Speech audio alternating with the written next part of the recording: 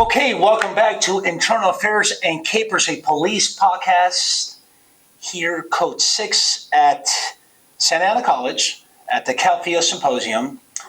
And Bill, thanks for showing up, bro. Absolutely, bro. Hey, let me ask you something. Well, first start, special. All special guests. Let's just get that out of the way. We're very, very special, including me, So thank you for showing up. Hey, I got to ask you something. Yesterday, I walked in. Wasn't it? It wasn't. Was it yesterday? It was yesterday. Yeah. Oh, was it Tuesday? Yeah, it was sometime. It was Yeah, Tuesday. I'm going in. I'm trying to ask for Tracy, and I walk in, and you're sitting in the table, and you just look at me and you say, hey, I'm looking for Tracy. And did it just dawn on you about the Paco? Talk to me, man. What's going on? It was interesting because I got into your podcast, and you're doing God's work. I love it. And you walk in the door, I'm like, hey, I don't know you, but I know you, right? I was like, you're that guy. Yeah, you're Marlon. Yeah, so I was pretty excited about that. So I'll ask you this, because, we'll talk about Calfeo in a little bit, how you got involved and all that good stuff. But I got to ask you, so when you first saw this Internal Affairs, say, police podcast, what was your thoughts, man?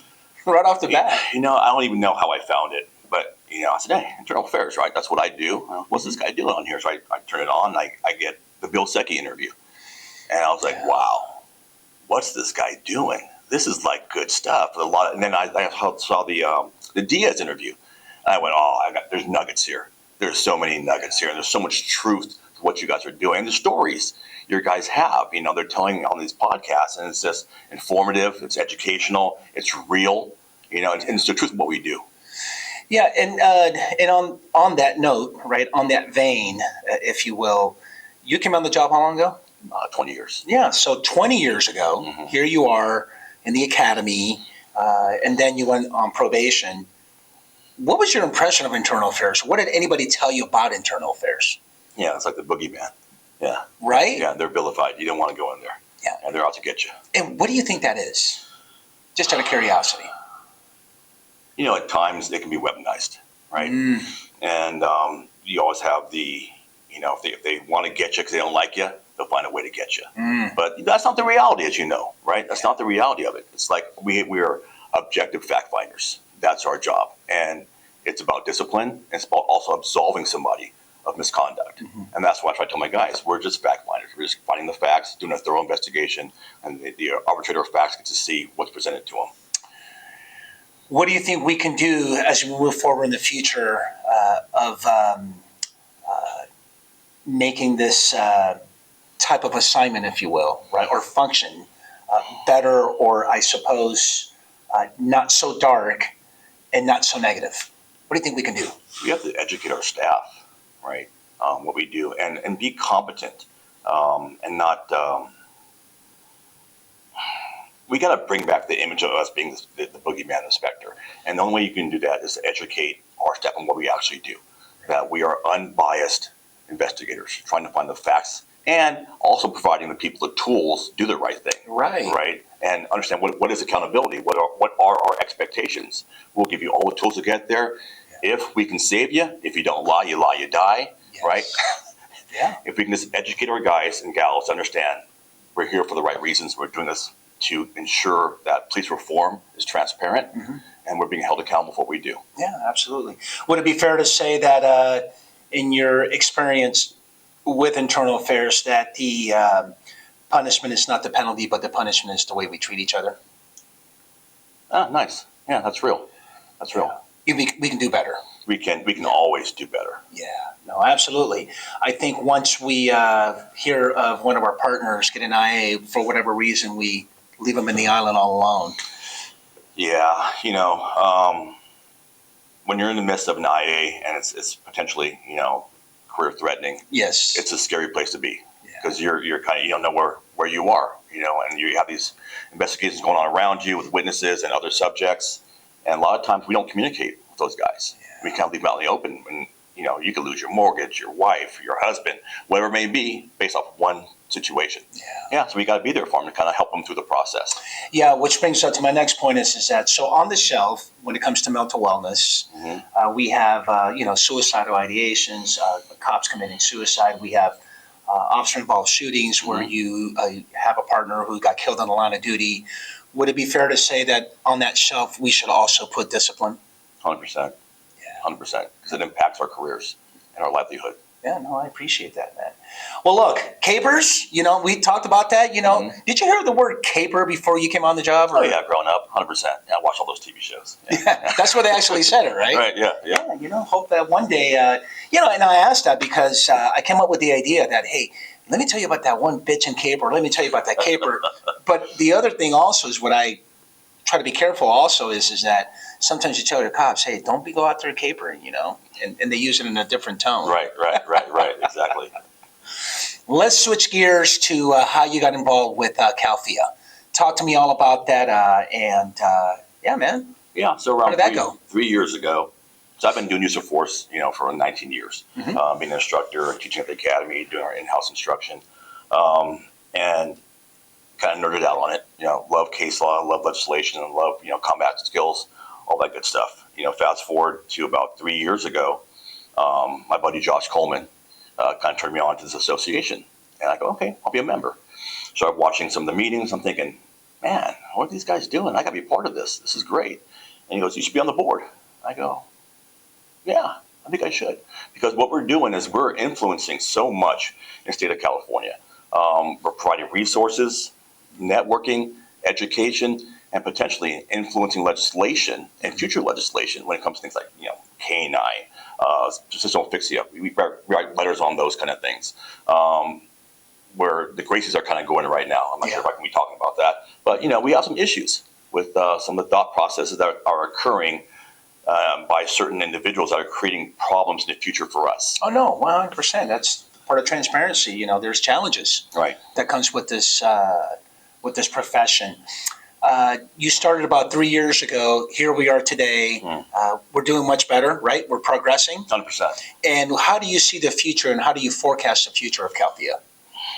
Continuing to educate, creating networks and relationships like we are here in Santa Ana. And again, I think our biggest potential is going to be influencing current and future state legislation in California, being a voice for all law enforcement officers, whether it be with post or with the government, right? Because if we don't have one hand on the wheel, we're not driving. Somebody else is driving. So we have to take control of our use of force and our laws that are causing us issues to do our job in California. Right. AB 392? Would you agree that if you were to walk in a roll call in one of your agencies that you're familiar with, neighbor agencies that is, and you had a room full of new police officers, even tenured or old school guys, and you put AB 392 on the board, do you think they actually would know what that actually is? They've probably heard of it, but they couldn't tell you what it's about. Yeah, it's as you heard from my peers, it's a little convoluted. Even the way it's written, the definitions are down low. So you're reading information, you have to go down to understand what it's actually about. And you heard 1,000 times probably that it says Graham versus Connor and Casey versus Connor codified, right? Well, it's more than that. It's a lot more than that. It's taken 5 lanes that you can navigate in as an officer and cut it down to 3 lanes. And now you're dealing with this state legislation that inhibits and causes us to do things in a different mindset. So I'll give you an example. E1, right? E1's definition of deadly force. What does that mean?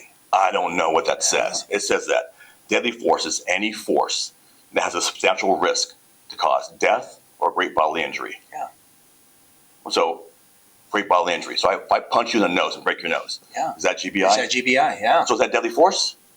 No. What are we saying here? Well, that's how it's written, right? That's a problem. Yeah. So how do you navigate that? It's written poorly, right? Yeah. There is interesting you bring that up because my boss, Scott Savage, Savage Training Group, I think there's like case law. There's an incident where someone, got into a use of force, and I think it was, I want to say it was an OIS, but anyhow, no, it probably wasn't an OIS, but anyhow, they had to get stitches. Oh, yeah. Because of the injury was so severe. Yeah. But the question is, well, how many stitches? Right. And how do you determine whether or not that's GBI? Right.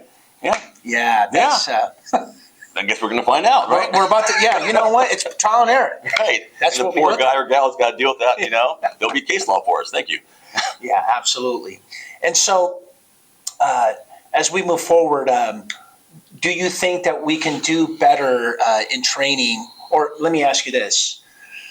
Would you agree with me that there can never be enough training in a police department offered by the police?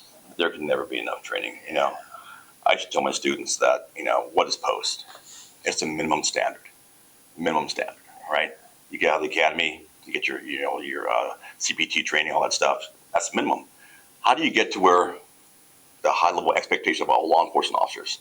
Well, we can teach you a little more. We can give you a little bit of training, right? Based on, the budget of your agency. What's the rest here? Yeah. The rest is your sweat equity, what you put into it. And sometimes, your agency can't afford to do training. Yeah. So is it incumbent upon you to go out and get trained out of your own pocket? Unfortunately, at times it is. Because you have to meet that standard. Or do you want to be held to this standard and have to go to court where they see you here, and this is all you got? Not a good place to be. No. So at some point, you're going to have to put your own dollar into it. And it sucks to say that, but that's real. It's a profession, right? It's not just a job anymore. Yeah. This is a profession, and we want to be held to the highest standard. Oh, I'm sorry. We're being held to the highest standard. Yeah. And somehow you got to meet that standard. Yeah. Right? And would it be fair to say that we try, but yet we're not even there? Yeah. Again, that's why, agencies, you got to send your people to training. You have to. Right? You got to give them the tools. Yeah. And those tools include a Savage Training Group, which will be our 2-day post-certified OIS course, and our 3-day that's about to get approved. I strongly believe it's going to get approved. Our 3-day mandated basic internal affairs investigation course.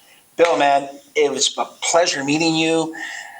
Parting words in conclusion, any advice that you have for anyone who's coming on to be a law enforcement officer?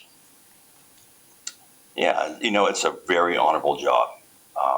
There are a few jobs out there, I think they're as honorable as law enforcement, and they're, being in the military and teaching. Those three for me are the most honorable jobs you can have. And why is that? Military, protect our freedom. Teachers, educate our kids, help them grow up to be good citizens. Mm-hmm. And law enforcement, that's what it is, right? We enforce man's laws, the Constitution. Yeah. And protect people's constitutional rights. What's better than that? Yeah, right? Totally. Yeah. Totally. So do it. You'll love it. Great job. Bill, thank you so much. 100%.